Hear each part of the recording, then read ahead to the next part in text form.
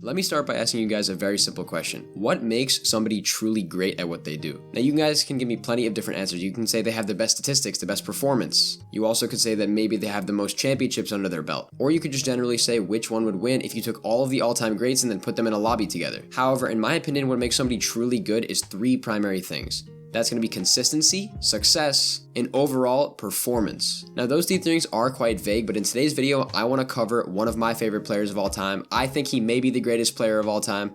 This is going to be Mero. Without a doubt, Mero is the best player in the world. He recently just won the FNCS Global Championship this past weekend, as you guys know. That was the biggest tournament since the Fortnite World Cup, and that was an absolutely huge, monumental success point in Mero's career. Now, obviously, Mero did duo with Cooper. I don't want to take anything away from Cooper. I think his credit for the win is just as much as Mero's is. So now that that's out of the way, let's get right into exactly what Mero has done over his career, what has made him the most successful controller player of all time, most definitely, and why I think he may be considered the greatest overall Fortnite player in history.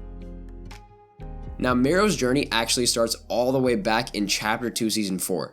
He obviously had started playing competitive way before this, however, Mero had started in Chapter 2 Season 4 with his first successful tournaments. Now, obviously, during the season, it was the Trio FNCS, there was a Stark season, a bunch of Mythic POIs, the Pump Shotgun was in full effect, Mongrel was going absolutely crazy on EU. However, Chapter 2 Season 4 was also the biggest performance of Mero's life to date. What happened was, during the Trios FNCS, he decided to partner up with Day in Reverse 2K. Now, keep in mind, these players are really important for the next couple parts, so be sure to remember them. Alongside Day in Reverse 2K, Mero was actually able to clutch up and then win the Chapter 2 Season 4 FNCS. These guys were absolutely phenomenal, and they actually won this tournament by not even landing one of the mythic POIs like Stark Industries. This team was widely considered the best team in all of North America. Honestly, they may have been the best team in the world at this time, but Chapter 2 Season 4 was the first real point of success in Mero's career. Moving on to 2 seasons later, Chapter 2 Season 6. Chapter 2 Season 6 was another time where Mero was able to actually win the FNCS Trios, once again alongside Day in Reverse 2K. Obviously, there was some doubt because during Season 5, they were not able to perform as well,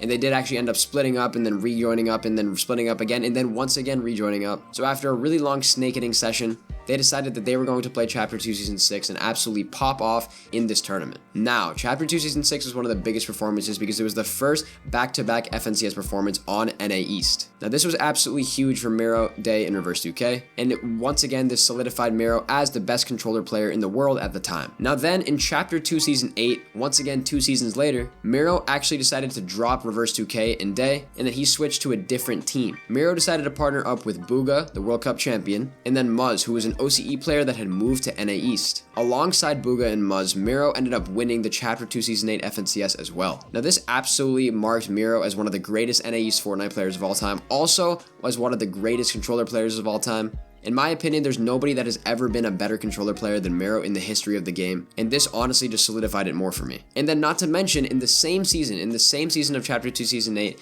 Mero alongside Booga and then a switch third partner, which was going to be Dukes, ended up winning the Grand Royale. Now the Grand Royale was absolutely huge because at that time, it was the biggest tournament since the World Cup with the largest prize pool, the most publicity, and just generally, it was a very large tournament. The fact that Mero actually won the FNCS and the Grand Royale in both of the same seasons, that was an absolutely phenomenal achievement, and obviously he was once again crowned the world champion.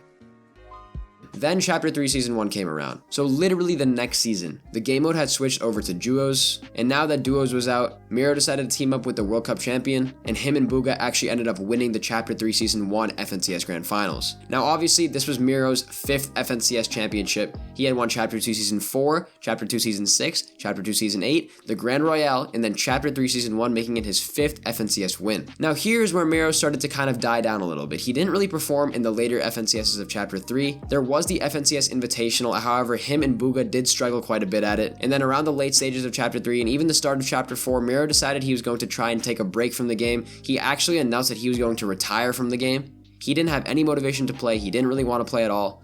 and this kind of made Mero take a step back from competitive Fortnite. However, as the Chapter 4 seasons went on, Mero decided that he's going to get back into the game and wasn't really able to find a duo considering that he had been out of the competitive scene for a little bit of time. Mero then found, as you guys know, Cooper. Cooper and Mero actually had a really good amount of success when it comes to playing competitive Fortnite. They were able to qualify for some grand finals, they were able to play really well in the Cash Cups, Elite Cups, other tournaments that there were. They were actually a really successful duo before the FNCS Grand Championship win. However, everything really got solidified once they qualified for the FNCS FNCS Global Championship. I'm gonna be honest with you guys, nobody in the world really had Mero and Cooper winning this tournament. Even in my predictions video, I didn't even have them as an alternate pick, let alone an actual pick to win and play good in the tournament. Mero and Cooper flew under the radar for so many people, considering that Mero had kind of fallen off a little bit since the start of Chapter 3, but there was absolutely no doubt that he was still the best controller player in the world, and he most definitely proved that this weekend. I want to now go into some stuff that they did really well at the Global Championship that I think a lot of people should model after. This isn't really going to be super specific, it's more just going to be about their actual game style, where they landed, how they played. Now obviously Mero and Cooper landed at Rumble Ruins. It is a very solid drop spot, however it is not a mythic POI, it doesn't really have too many benefits, and it's kind of tough to get materials there sometimes. However, there is some benefits to the POI. Obviously it does have a vault, it is possible to get a good amount of brick and wood, however metal is very scarce, but at this POI there's one big benefit that a lot of people are seeming to forget. This POI is extremely central, and obviously yes, in the lower level lobbies of Open's Cash Cups and FNCS Round 1s, landing on the center part of the map isn't as beneficial. However, if you're in a lobby with the 100 best players in the world, especially in duos, playing central is absolutely critical for your competitive performance. Since they landed so close to the center of the map, they were actually able to rotate very easily. They were able to get stuff like the forecast towers. They were able to get the vault every single game. They were able to rotate and get a lot of metal. Their loot route and their rotation was extremely viable. And then of course guys, in my opinion, one of the best things about Rumble Ruins is that they were uncontested. And the way that they did this is that first off, they were a team that flew under the radar, so they weren't really going to be considered a team that's worth contesting. Obviously they're very good fighters, but they don't really have too much to lose, so they might W key you if you land with them. So that's one small reason that they were kind of uncontested. However, the other biggest reason is because they actually chose to alpha up this drop spot by showing how good they were at fighting in the pro scrims, the pro tournaments, the FNCS finals.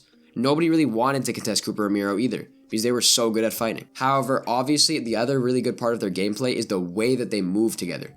Cooper was a relatively new player. He only had around $5,000 earned when Mero decided to start duoing with him. But obviously Cooper was able to grow into a fantastic IGL. Mero, obviously one of the greatest fighters of all time, the best controller player of all time without a doubt. The combination of the brand new IGLing with the extremely experienced way of fighting, Cooper and Mero were the best team going into this tournament, which is why they actually won it. Obviously, people can make the argument, oh, RNG is the reason that they won. However, you need to understand, consistency, once again, is what makes a player truly great. Mero has most definitely been consistent over the past 2 years. Mero won, obviously, 5 FNCSs online, and then played extremely well at the Global Championship and ended up winning it. He most definitely deserved this win, and the reasons for that is because of all of the previous wins he got and the experience he gained from them, and then, of course, the extremely well-devised strategy of landing and playing that these two had. Their chemistry was extremely good. They had been playing together for quite some time. Cooper and Mero most definitely deserve to win this tournament, and I do want to in the future look back on this performance and explain exactly what they did to win it. However, as of right now, I think we just need to appreciate how good of a player Mero is and understand why he may be the best player of all time. Thank you guys for watching this video. I really hope you enjoyed it. Be sure to like and subscribe, and I'll see you all in the next one. Bye guys.